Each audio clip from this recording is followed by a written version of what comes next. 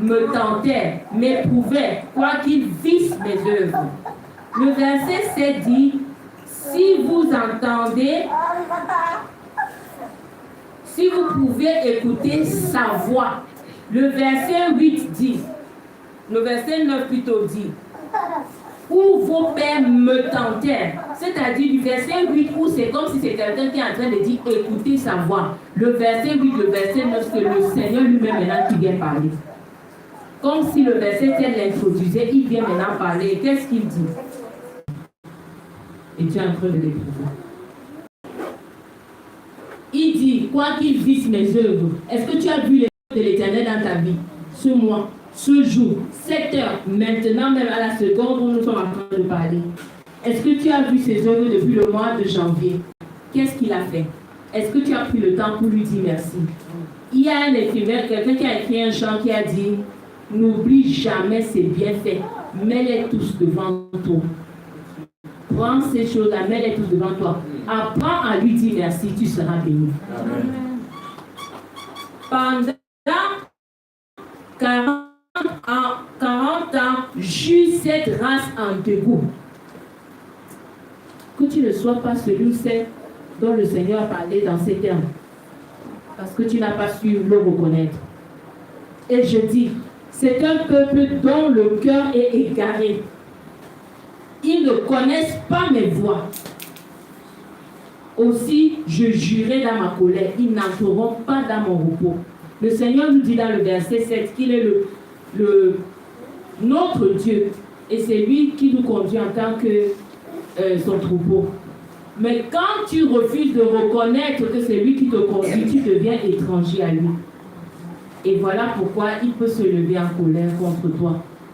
L'expérience du peuple d'Israël dans le désert, ils ont traîné dans le désert. Ce n'était pas l'intention de Dieu, mais leur ingratitude et leur refus de reconnaître la main de Dieu dans leur vie a fait qu'ils traînent dans le désert. Je vais te dire, mon frère, ma soeur, peut-être que tu vis une situation prolongée parce que tu as refusé de reconnaître quelque chose que Dieu veut que tu vois. Ou bien quelque chose qu'il veut que tu saisisses, tu n'as pas saisi.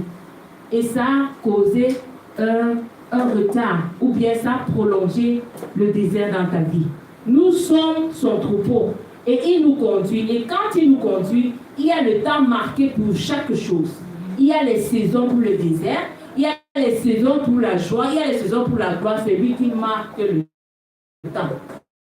Et quand tu marques l'obéissance avec lui, tu passes d'une étape à une autre. Après, il te passe à une autre étape. Et tout ça, c'est lui qui marque. Mais quand tu ne saisis pas ce qu'il voudrait que tu saisisses à un moment donné, tu peux retarder ton passage au niveau suivant.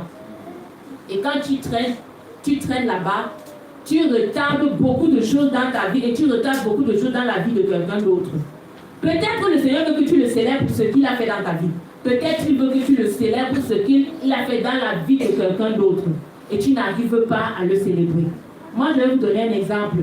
Avant de venir ici à Yaoundé, j'étais dans une ville où j'aimais bien décorer. Lors des mariages, je décorais pour plusieurs personnes. Et pendant ce temps-là, il y a des personnes plus jeunes que moi qui se mariaient. Et j'ai au moins 25 mariages auxquels j'ai décoré. Et pas une fois je me suis plainte. Je n'ai été jalouse de personne. Je n'ai été écrit parce que je me trouvais meilleure que les autres et que pourquoi Dieu ne me bénissait pas. Je n'ai jamais eu cette attitude-là. Je le faisais avec joie. Et plusieurs personnes étant étonnées me disaient qu'ils étaient vraiment marqués de voir que malgré le fait que je pouvais me fâcher, je faisais toujours avec joie et pour donner à chaque fille un bon souvenir de son mariage. Quand tu refuses d'apprécier ce que Dieu est en train de faire dans la vie de l'autre, tu peux retarder ta propre bénédiction. Une vérité. Faisons attention. Alléluia. Amen. Il faut savoir parfois que Dieu t'éprouve en bénissant ton voisin, en bénissant celui qui est à ta gauche et à ta droite, en leur donnant ce que toi tu penses qu'il devait te revenir. Parce que tu te trouves mieux placé. Mais quand Dieu te laisse pour aller bénir l'autre, il est en train d'observer pour voir ce que tu veux faire. Parce qu'en réalité, Dieu a réservé quelque chose de beaucoup plus grand pour toi. Mais il veut voir